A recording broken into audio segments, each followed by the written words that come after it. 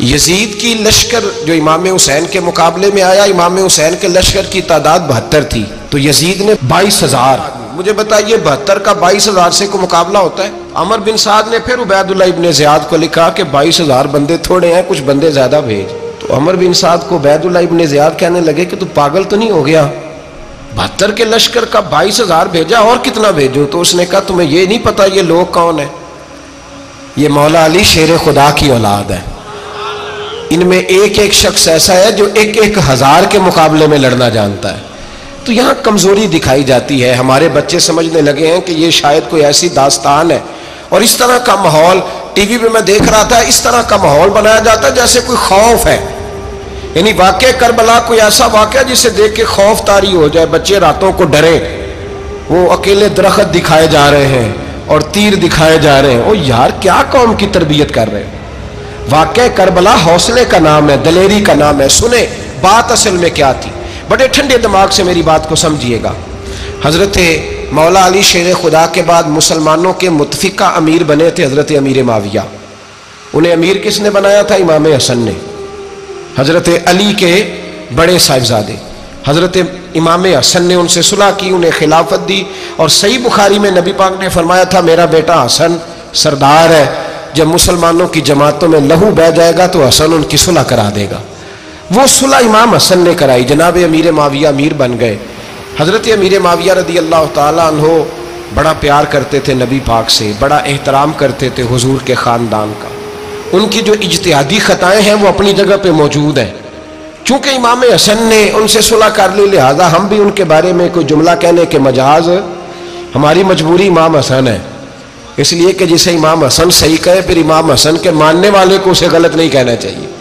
حضرت امیر معاویہ رضی اللہ تعالیٰ عنہ کا جب وصال ہوا تو حضرت امام حسن پہلے ہی ان سے وصال کر گئے، آپ کو زہر دے دیا گیا، آپ شہید ہو گئے. امام حسین موجود تھے. تو یزید کے بارے میں لوگوں نے کہا جناب امیر معاویہ سے کہ یہ ٹھیک ہے، مناسب ہے اور بہادر ہے، دلیر ہے، وہ جو ہوتے ہیں نا خوش آمدی ٹولہ.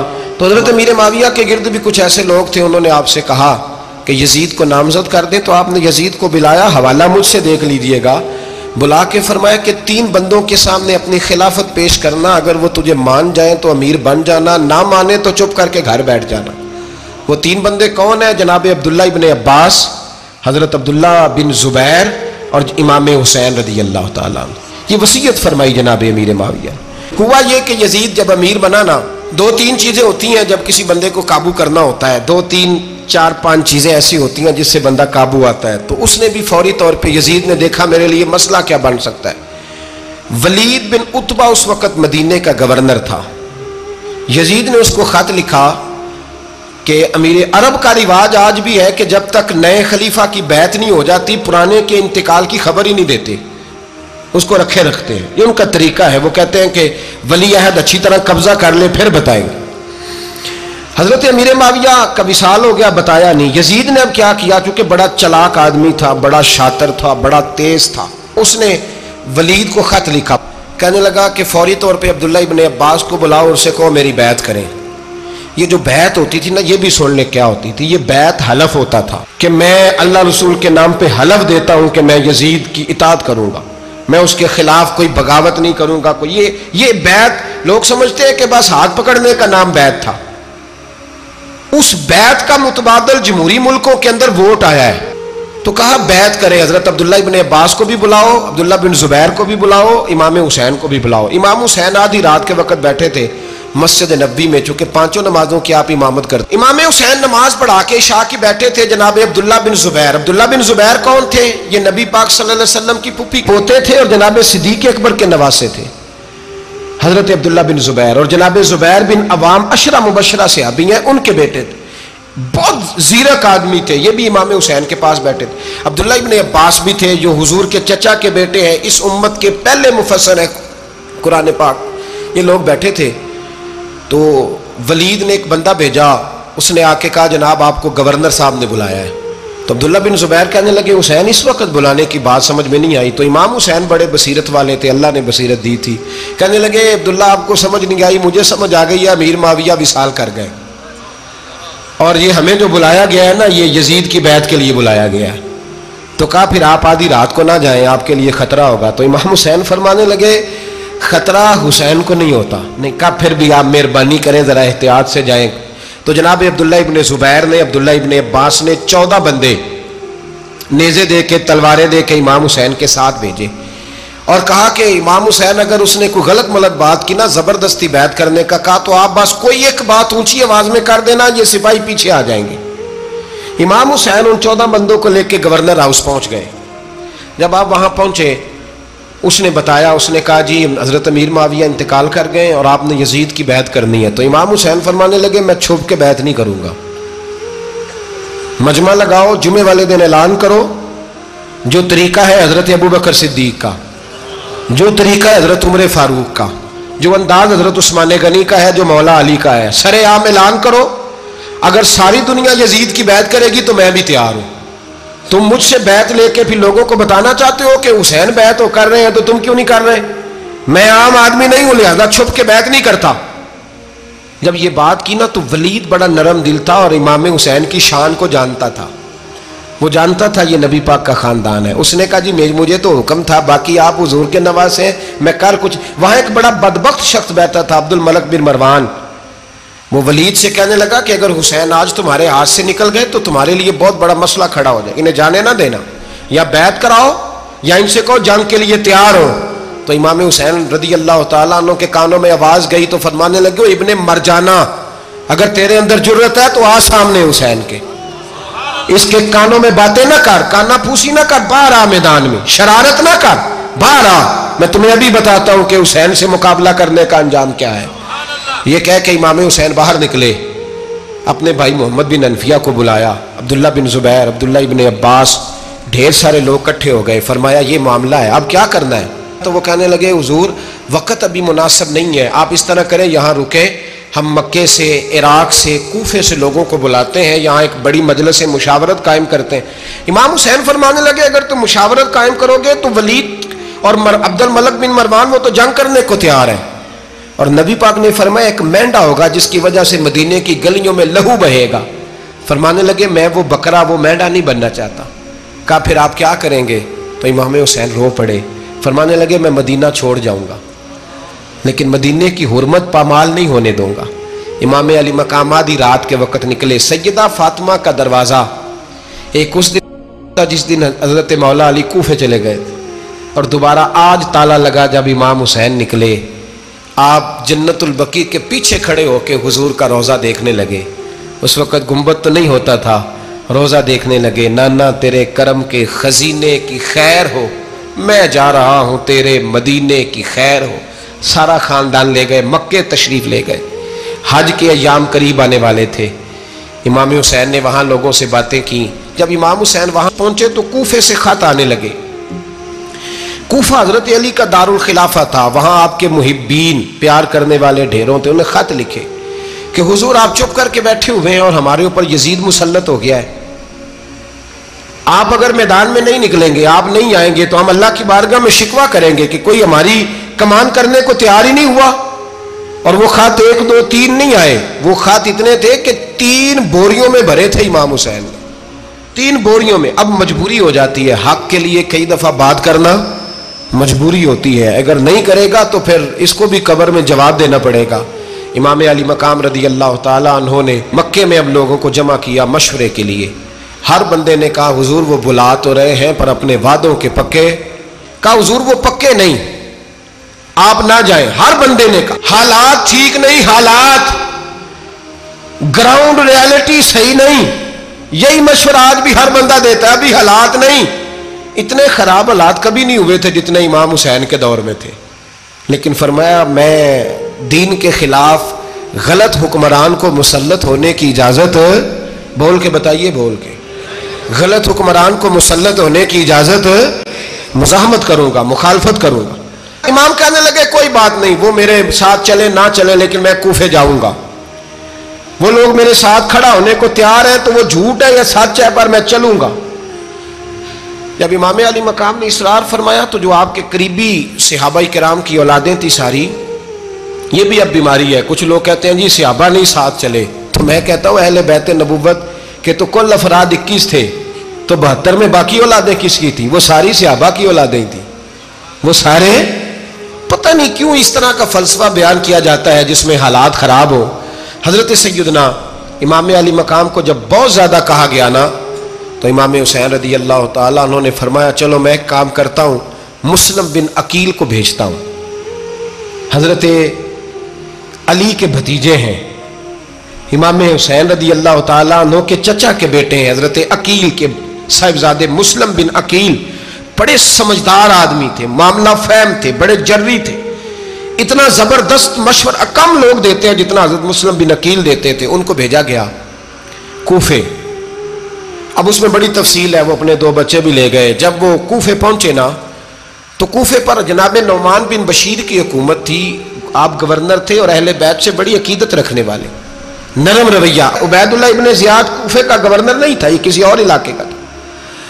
جب آپ وہاں پہنچے تو نعمان بن بشیر نے دیکھا کہ حضرت مسلم بن عقیل آئے ہیں تو لوگ دوڑے ان کی بیعت کرنے، بھاگے، اتنے لوگ جمع ہوئے کہ ایک دن میں 17,000 آدمی نے بیعت کر لی۔ کتنے بندے جی؟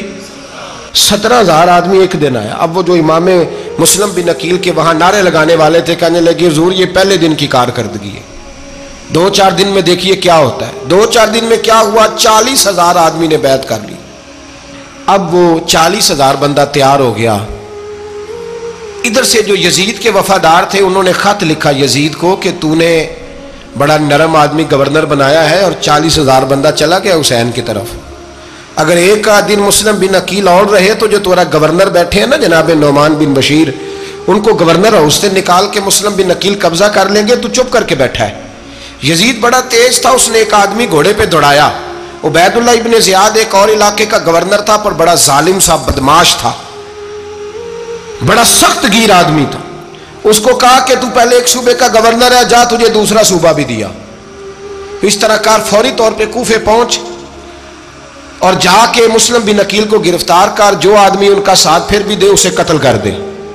اس نے کیا کیا؟ وہ آدھی رات کو آیا، منہ چھپایا، جبہ پہنا، لوگ سمجھے امام حسین آ گئے۔ بہت سارے لوگوں نے اس کے نعرے بھی لگائے۔ وہ چپکے سے داخل ہوا اندر، اور چپکے سے داخل ہو کے اس نے سب سے پہلا کام یہ کیا کہ نعمان بن بشیر رضی اللہ عنہ کو معزول کیا، کوفے کی گورنر ہاؤس پہ قبضہ کیا۔ پھر اس نے اسی وقت سوئے ہوئے سرکردہ لوگ، جس طرح ایک گاؤں کا چودھری دوسرے کا محلے میں قبیلوں کے جو لوگ تھے چودھریوں کو بلایا، کچھ کو سزائیں دیں، کچھ کو سخت کہا، کچھ کو ان کے عیب گنوائے کہ وہ تمہارا فلانا مسئلہ پھر خراب کر دوں گا، بلیک میل کیا۔ صبح ہونے تک حالات اگر تم نے میرے قابو میں نہ کیے تو یاد رکھنا بڑا مشکل ہوتا ہے حق پہ کھڑا ہونا، بڑی چیزیں لوگوں کو یاد آتی ہیں، اللہ جانتا ہے۔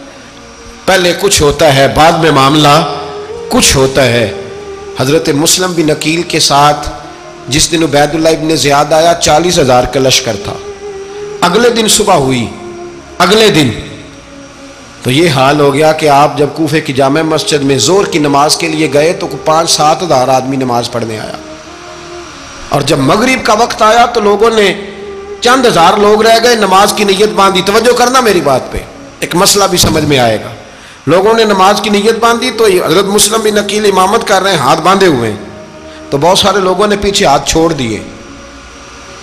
ایک بندے نے دوسرے سے پوچھا وہ ہاتھ کیوں نہیں باندھتے؟ کہنے لگے اگر عبید اللہ ابن زیاد کے کسی بندے نے دیکھ لیا نا تو ہم اسے کہیں گے ہم تو نماز پڑھ ہی نہیں رہے تھے، ویسے ہی کھڑے تھے، ہاتھ ہی نہیں باندھے سرے سے۔ جب نماز کی امامت باندھی تو 10-11 صفیں تھیں۔ جب مسلم بن عقیل رضی اللہ تعالیٰ عنہ نے سلام پھیرا تو پیچھے بندہ ہی کوئی نہیں تھا۔ حضرت مسلم بن عقیل کو گرفتار کیا گیا۔ عرب کا رواج تھا دشمن کو سخت سزا دیں تاکہ باعث عبرت بنے۔ بہت اونچا مینار تھا کوفے کا، گورنر ہاؤس کا، اوپر لے جا کے جناب مسلم بن عقیل کو زمین پہ گرایا گیا۔ اور جب وہ شہید ہو گئے تو شہید ہونے سے ایک رات پہلے وہ خط لکھ چکے تھے امام حسین کو کہ آپ آ جائیں، حالات بڑے اچھے ہیں۔ خط ملا تو امام حسین مکے سے کوفے کی جانب چل پڑے۔ امام علی مقام رضی اللہ تعالیٰ عنہ جب چل پڑے، تشریف لا رہے تھے تو رستے میں فرزق شاعر ملا، بڑا محب اہل بیت تھا۔ رستے میں ملاقات ہوئی، اللہ اکبر، حضرت مسلم بن عقیل جب گرایا شہید ہو گئے تو پھر اس نے اس طرح کیا کہ آپ کی لاش کو لٹکا دیا چوک میں. لوگ دیکھتے تھے تو عورتیں بچوں کہتی تھی تو نے باہر نہیں نکلنا, ہم نے نہیں امام حسین کے ساتھ چلنا, بس بڑا خوف ہے, کوئی بندہ نہ باہر نکلے, کوئی نہیں ضرورت ہمیں, حالات بہتر ہوگی تو دیکھی جائے. آج کتنے لوگ ہیں, کتنی دیگیں پکی, کتنی نیازیں بٹی, کیا کچھ ہوا. آپ ناراض نہ ہونا, میں آپ میں سے ہوں, آپ مجھ سے ہیں, یہ بات آپ کی نہیں میری سب کی ہے. آج بھی اگر امام حسین کے نام پہ جان دینے کی باری آئے گی تو دیگیں ہی رہ جائیں گی. ناراض تو نہیں ہو گئے آپ لوگ؟ فٹافٹ مائیں کہیں گی باہر نہیں جانا, بالکل پتر سانو کی لگے, سارا دن کوئی ہمارے لیے. وہ پیر صاحب تو کرتے رہتے ہیں باتیں, ان کا تو کام ہے, خبردار ہم نے نہیں جانا. دیگیں دینے کو سارے تیار ہیں, جانے دینے کو تیار ہونا. ناراض ہو گئے آپ لوگ؟ چلو کوئی نہیں, ہو جاؤ, خیر صلی اللہ ہے, بات تو ٹھیک کر رہا ہوں نا. حضرت امام حسین رضی اللہ تعالیٰ عنہ نے فرزق شاہ رستے میں ملا تو امام حسین کو کہنے لگا کہاں جا رہے ہیں؟ فرمایا میں کوفے جا رہا ہوں. کہنے لگا حضور نہ جائیے گا, لوگوں کے دل آپ کے ساتھ ہیں, تلواریں آپ کے ساتھ نہیں. سیدنا امام حسین رضی اللہ تعالیٰ عنہ کو آ کے کہا حضور وہ سارے کوفے والے مانتے ہیں کہ بات حسین کی ٹھیک ہے لیکن آپ کی سپورٹ نہیں کریں گے. اور اگلی بات فرزق نے یہ کی کہ حضور میں حضرت مسلم بن عقیل کی لاش کو لٹکی ہوئی دیکھ کے آیا ہوں کوفے کے چوک میں. بڑا ہی خوبصورت فکرہ ہے امام حسین کا. فرمانے لگے میرا بھائی لٹکا ہوا تھا, کہیں کسی کے آگے جھکا تو نہیں تھا؟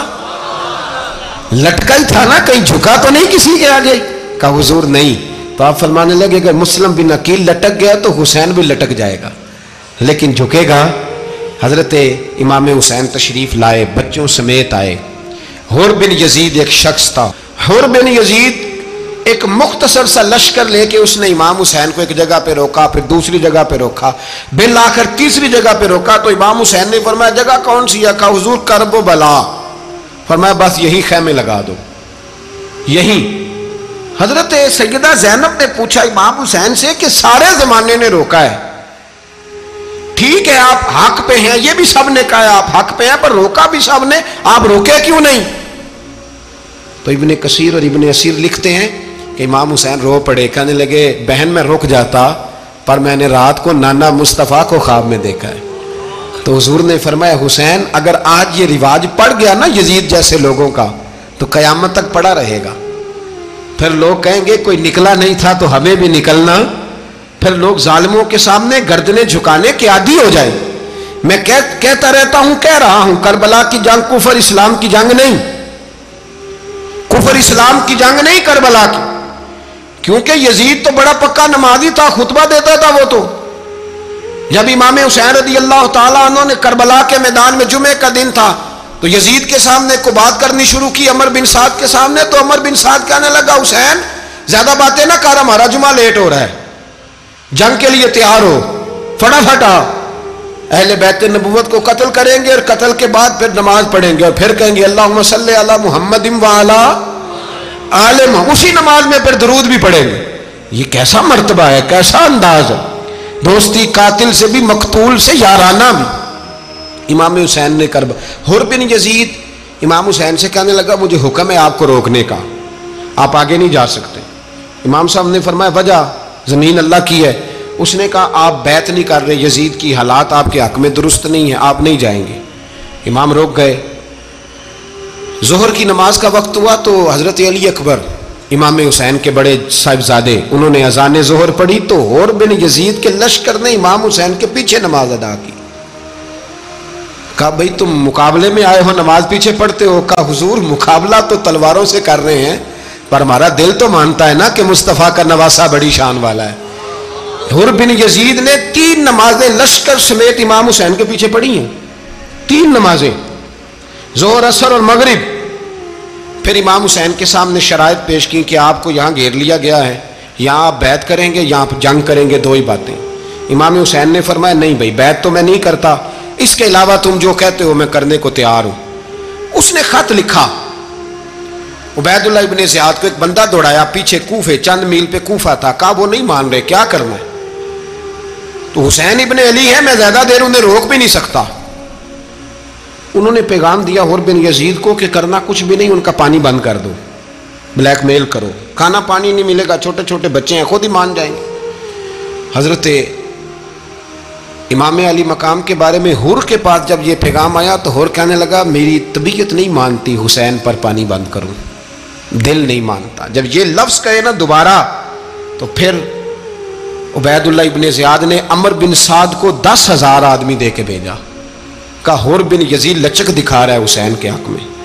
एक रे का इलाका था, बड़ी वहां फसल होती थी, लोग कोशिश करते थे वहां का गवर्नर बनने की कोशिश करते थे। तो उबैदुल्लाह इब्ने ज़ियाद कहने लगा तुम्हें रे की गवर्नरी मिलेगी, सबसे सरसब्द शादाब इलाका, तुम्हें वहां का गवर्नर बनाया जाएगा अगर हुसैन के खिलाफ लड़ोगे। ये इतनी जबरदस्त होती हैं गवर्नरियां कि गवर्नरियों के लिए लोग नस्ल रसूल के खिलाफ भी निकल आते हैं। ये इतनी तगड़ी होती हैं, इतनी जल्दी वफादारियां बदलती हैं। वक्त इतना नहीं कि मैं मजीद तफसील में जाऊं। इमाम हुसैन को रोक लिया गया, अमर बिन साद ने रोक लिया। यकम मुहर्रम को इमाम आए, 7 मुहर्रम तक रोका गया, 7 मुहर्रम को पानी बंद कर दिया। जानवर पानी पीते थे, घोड़े पीते थे, कुत्ते पीते थे, लेकिन मुस्तफ़ा के घराने को पानी पीने की इजाज़त। 3 दिन तक पानी बंद रहा। 9 मुहर्रम को अमर बिन साद ने और लोग बुलाए। शिमर एक बड़ा सख्त आदमी था, संग दिल बदबख्त, जिसने हजरत अली असगर के गले पर तीर मारा था, वो और लश्कर लेके आया। रात को कहने लगा इमाम हुसैन रज़ी अल्लाह तआला अन्हु से कि बस बड़ा हो गया, ये 9-10 मुहर्रम की दरमियानी रात, या आप जंग करेंगे या आप बैत करेंगे, 2 ही बातें। इमाम हुसैन अंदर गए, सैयदा ज़ैनब से मशवरा किया, बाहर आए, फरमाया बात वही है जो पहले दिन वाली है। इमाम हुसैन रज़ी अल्लाह तआला अन्हु ने फरमाया भाई बैत तो मैं नहीं करता, बाकी जो तुम्हारा प्रोग्राम है। शिमर और इब्ने साद कहने लगे फिर जंग के लिए तैयार हो जाएं। क्या अंदाज है इमाम हुसैन का। फरमाने लगे कल जंग करूंगा, मुझे पता तो है जंग का नतीजा क्या निकलना है, एक रात मुझे दे दो ताकि मैं खुल के अपने रब की इबादत तो कर लूं। हुसैन ने जाना है, मुझे पता है कल रिजल्ट 72 और 22,000 का क्या एक रात मुझे दो, मैं मालिक से राज न्याज तो करूं। मैं गोया उससे पूछूं तो सही कि मालिक मेरे वालिद भी शहीद हैं, भाई भी शहीद हैं, नाना को भी दुखों में देखा है, तो अब मेरी बारी है, तो मालिक मैं हाजिर हूं, मुझे मौका तो दो, इसलिए कि मेरे नाना ने बदर में भी सारी रात इबादत की थी, सुबह मुझे मौका दो। और दुनिया का उसूल है जब कोई मौका मांगता है तो दिया जाता है। ये दोनों कहने लगे कोई मौका नहीं। हुर बिन यजीद पीछे से बोला, कहने लगा नहीं बदतमीजी ना करो, हुसैन को मौका दो, तुम्हें देना पड़ेगा। मौका दिया। हुर बिन यजीद ने फिर मिन्नत की, कहा हुजूर आप मेहरबानी करें मान जाएं। फरमाया मानने वाला खाता कोई नहीं। ये बड़ा मुश्किल काम है भाई, ज़मीर का सौदा अब तो आम हो गया, बाजार लगते हैं, रेट लगते हैं, अपनी अपनी चाहतों पे लोगों ने अपने अपने अंदाज सजाए हुए। कोई आदमी बस अच्छे तरीके से नाम ले ले तो बस हम उसके पीछे चल जाते। अब तो आम हो गया ये मामला। इमाम हुसैन ने फरमाया हो ही नहीं सकता, मुमकिन ही नहीं है। सारी रात इबादत में गुजरी, रियाजत में गुजरी। तहज्जुद का वक्त हुआ तो घर वालों को बुलाया, फरमाया देखना तुम्हारी सी की आवाज ना बाहर आए, खबरदार सी की आवाज ना आए। और इमाम ज़ैनुल आबिदीन से फरमाया तू बीमार है, तू जिहाद नहीं करेगा, लेकिन ख्याल रखना पीछे। और बड़ी कीमती बात बता रहा हूँ, हमारी बीवियाँ किसी के घर मैयत हो जाए तो 4 दिन बुखार नहीं उतरता।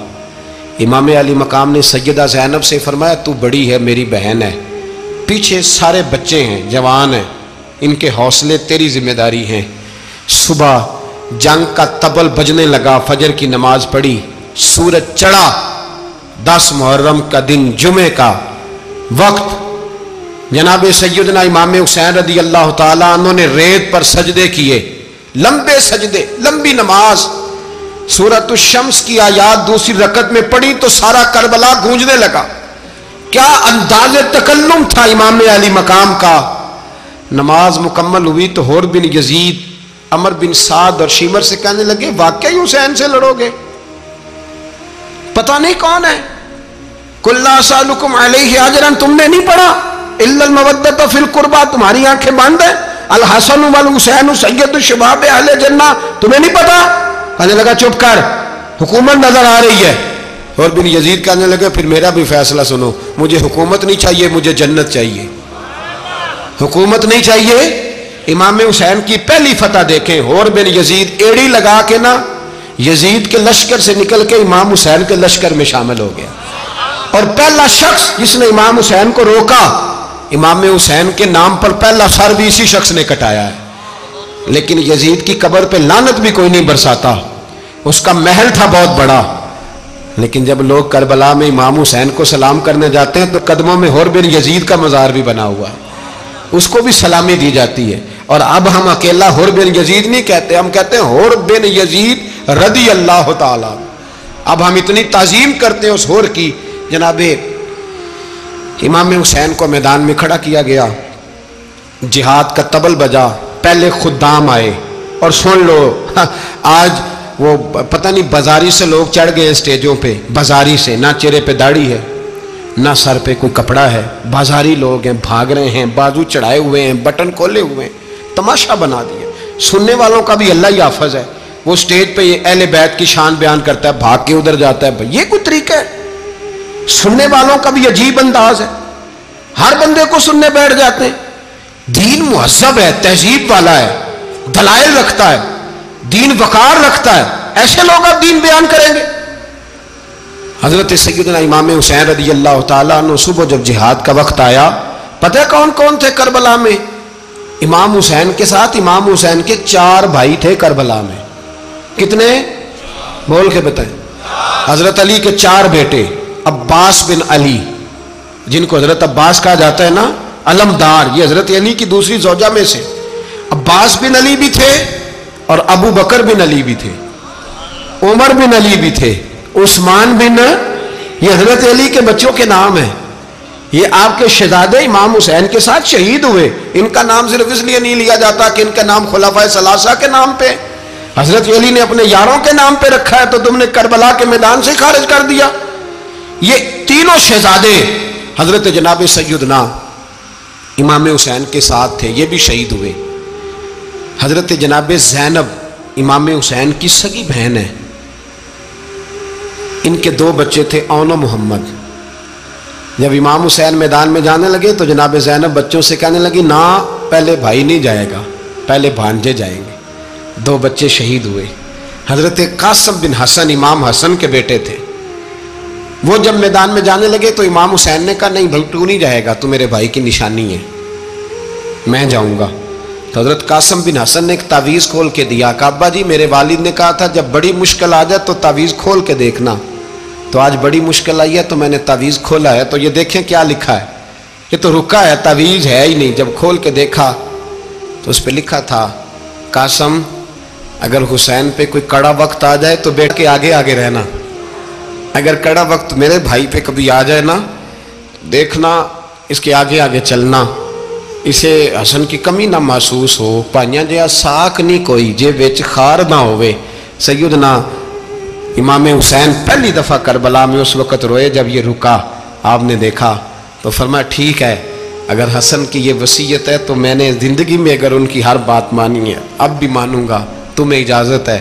جناب قاسم بن حسن 16 سال کا جوان جب میدان میں نکلے تو ہائے ہائے پتہ نہیں کہاں سے آ گئی ہے۔ امام قاسم بن حسن جب میدان میں نکلے تو تبری سے لے کر علامہ ابو الاسناد صاحب سب کو پڑھ کے تو دیکھو، 3 دن کی پیاس ہے، شدید آزمائش ہے، دکھ ہیں، تکلیفیں ہیں، پھر بھی پہلی دفعہ جب میدان میں گئے ہیں واپس آئے ہیں 19 لوگوں کو قتل کر کے واپس آئے۔ سناؤ قصہ خیبر کو، تمامی اپنے بچوں کو، علی کی داستان سن کے دلوں سے ڈر نکلتا ہے، علی کی داستان سن کے دلوں سے، یہ جو بچے ڈر رہے ہیں نا، وہ چمگادڑ آ گئی، کاکروچ آ گیا، یہ خوف نکل جائے گا اگر حضرت قاسم بن حسن کی بات سنیں گے۔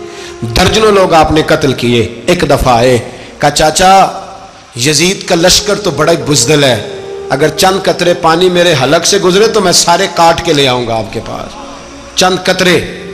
لیکن تھوڑی دیر گزری، عمر بن سعد کہنے لگا اکیلے اکیلے جاؤ گے تو علی کا پوتا ہے، یہ سب کو مار دے گا، کٹھے جاؤ۔ چاروں جانب سے تیر برسے، ایک تیر لگا آ کے گردن کے پیچھے، بس جناب سیدنا قاسم بن حسن گھوڑے سے نیچے گرے تو جناب زینب حوصلہ کر کے آنسو سمیٹ کے کہنے لگی، میں دیکھ رہی ہوں پردے کے پیچھے سے حسین میرے بھائی کا بیٹا گر گیا ہے، جا اسے اٹھا کے لا۔ حضرت امام حسین ان کو اٹھا کے لائے، تو امام حسین نے سینے سے لگایا ہوا تھا تو ان کے پیر، ان کا قد لگتا تھا امام حسین سے زیادہ ہے، اٹھا کے لایا، لٹا دیا گیا۔ امام حسین کے اپنے بڑے بیٹے میدان میں نکلنے کو، علی اکبر نام ہے، جب جن لوگوں نے حضور کو نہیں دیکھا تھا وہ جب کہتے نا ہم نے نبی پاک کا دیدار نہیں کیا تو بتاؤ کس طرح کے تھے، تو بتایا جاتا تھا کہ جناب علی اکبر کا دیدار کرو، ہم شبیہ مصطفیٰ۔ اور جب وہ گلیوں میں نکلتے تھے تو عورتیں چھتوں پہ چڑھ جاتی۔ جناب علی اکبر رضی اللہ تعالیٰ عنہ تلوار لے کے میدان میں نکلے، جوان بیٹے دینے بڑے مشکل۔ او یارو رٹا کیا ہے یہ تو بتاؤ، کہ ظالم آدمی حکمران، یار یہ رٹا ہے، ایک ظالم کا رستہ روکنا ہے، اس رٹے کے لیے ہم شبیہ مصطفیٰ جناب سیدنا امام علی اکبر میدان میں نکلے، بڑے لوگ مارے، بڑے، پھر ایک تیر ان کے بھی گلے میں لگا، اور جب وہ گرے نا زمین پہ تو حضرت امام حسین دوڑ کے آئے، دوڑ کے، اور جب تشریف لائے تو ان کے گلے سے تیر کھینچا تو ایک جملہ لکھا ہے صاحب تبری نے، اس نے حد کر دی، کہنے لگے تیر کھینچا تو امام حسین کی آنکھوں میں آنسو آئے، کہنے لگے کاش جناب ابراہیم آج میرے سامنے ہوتے تو میں انہیں کہتا کہ آپ نے تو بیٹا ذبح کرتے وقت آنکھوں پہ پٹی باندھی تھی، دیکھو میں کھلی آنکھوں سے بچے ذبح کر رہا ہوں، کھلی آنکھوں، کاش جناب ابراہیم خلیل ہوتے تو انہیں کہتا۔ جناب علی اکبر بھی شہید ہوئے۔ حضرت علی اصغر کو تو اچانک اٹھایا تھا امام حسین، باہر نکلے تو گردن پہ تیر لگا تو 6 مہینے کا بچہ وہ بھی شہید ہوا، خون اچھالا آسمان کی طرف تو کہا مولا دیکھ لے میں نے 6 مہینے والا بھی نہیں بچایا، وہ بھی دے دیا ہے۔ پھر حضرت عباس کو بیٹیوں نے کہا کہ اب نہ، کچھ کہتے ہیں پہلے شہید ہوئے، کچھ نے لکھا بعد میں، کہ اب ہم سے پانی کے بغیر نہیں رہا جاتا، تو جناب عباس پانی کا مشکیزہ لے کے نکلے باہر، ایک ہاتھ کٹا، دوسرے پہ مشکیزہ وہ بھی کٹا، پھر پانی تو بھر لیا تھا لا نہ سکے، پھر گردن کٹی تو شہید ہوئے۔ بچوں کی بھی شہادت ہوئی، پر جب ان کا لاشا اٹھایا تو امام حسین کہنے لگے مولا اب نہ حسین کی کمر کمزور ہو گئی ہے، اب کمزور ہو، اور بھائی ایک میت ہو جائے تو 4-5 دن تو پوری آنکھیں نہیں کھلتی، کیسا جری خاندان ہے۔ تھوڑی دیر گزری تو امام علی مقام نے پٹکا باندھا، سر پہ دستار باندھی، مولا علی کی تلوار پکڑی، نبی پاک کا امامہ باندھا اور گھوڑے پہ سوار ہوئے تو کہنے لگے زینب گھر تیرے حوالے اور میں اللہ کے حوالے، گھر تیرے حوالے اور میں، اور پھر امام حسین نکلے، امام علی مقام نکلے۔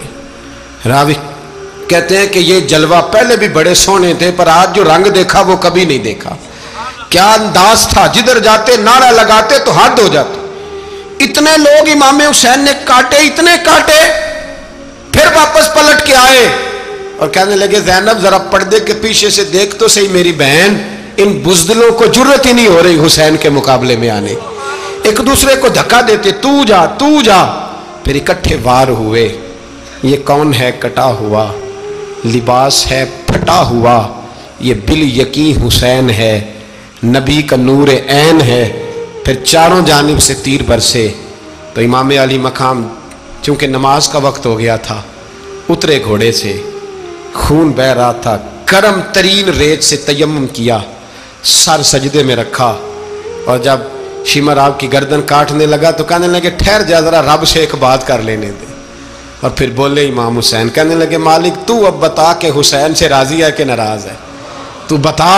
تو پھر ایک آواز آئی، یا ایتھا النفس مطمئنہ ارجعی الی ربک راضیۃ مرضیہ، فرمایا نفس مطمئنہ واپس آ جا، تو اللہ سے راضی ہے، اللہ تجھ سے راضی۔ امام حسین وہاں شہید ہو گئے۔ اب یہ قافلہ امام حسین کا سر کاٹ، ذرا دیکھنا غور کرنا، سر کاٹ کے نیزے پہ رکھا ہے، جسم کربلا میں پڑا ہے، عورتوں کو گھوڑوں پہ بٹھا کے لے جایا گیا یزید کے دربار میں۔ یزید پہلے عبید اللہ ابن زیاد نے بدتمیزی کی، پھر یزید نے کی۔ سعودی عرب کا ایک مولوی بول رہا تھا، سعودی عرب کا، ان سے بھی بڑا عشق ہے، جس نے تقریر سننی ہو میرے پاس ہے۔ ہمیں لوگ مشورے دیتے ہیں کہ جو یزید کو اچھا کہے اور حسین کو باغی کہے اس کو ہم امام مان لیں، اس بے شرم بے حیا کو جو نبی پاک کے گھرانے کے بارے میں بکے اسے امام۔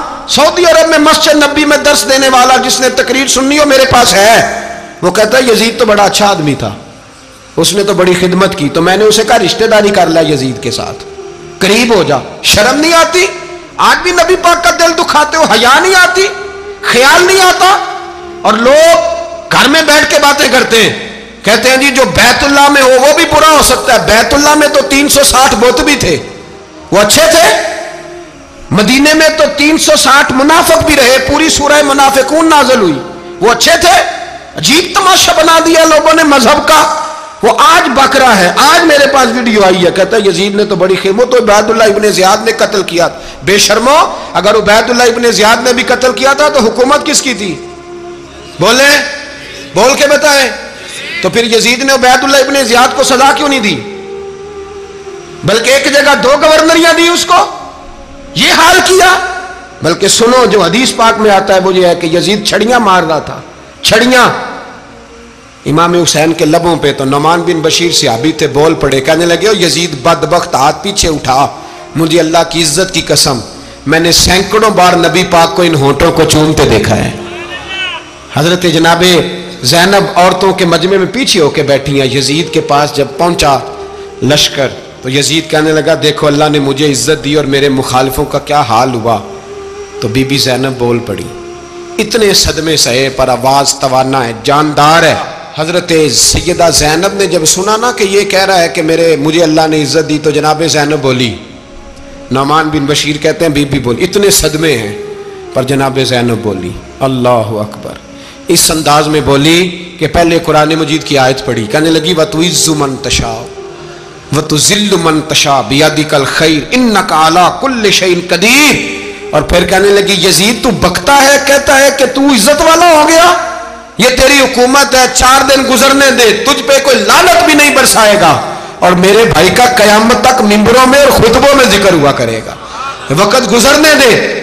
جب جناب بی بی زینب بول رہی تھی تو حضور کے ایک نابینا صحابی پاس بیٹھے تھے، جناب نعمان بن بشیر کا ہاتھ ہلایا، ہلا کے کہنے لگے کیا علی آ گئے؟ تو علی کی آواز لگتی ہے، جبریل امی بول رہے ہوں جیسے، حکمت کے گوہر رول رہے ہوں جیسے، دربار دمشق میں بی بی زینب کا خطاب، منبر پہ علی بول رہے ہوں جیسے۔ میرے بھائی بس کربلا والا قافلہ تو مدینے پہنچ گیا، 3 سال یزید نے حکومت کی، شرابیں عام ہو گئیں، مکے پہ حملہ ہوا، خانہ کعبہ کا غلاف جلا، مدینے پہ اس نے حملہ کیا، 3 دن مسجد نبوی میں اس نے گھوڑے باندھے، مسجد نبوی میں صحابہ کو نکال کے اپنا اس نے امام مقرر کیا، لیکن پھر امت نے اسے قبول نہ کیا، پھر وہ رسوا ہوا اور آج تک وہ رسوا ہے۔ لیکن امام حسین کا نام کل بھی زندہ تھا اور آج بھی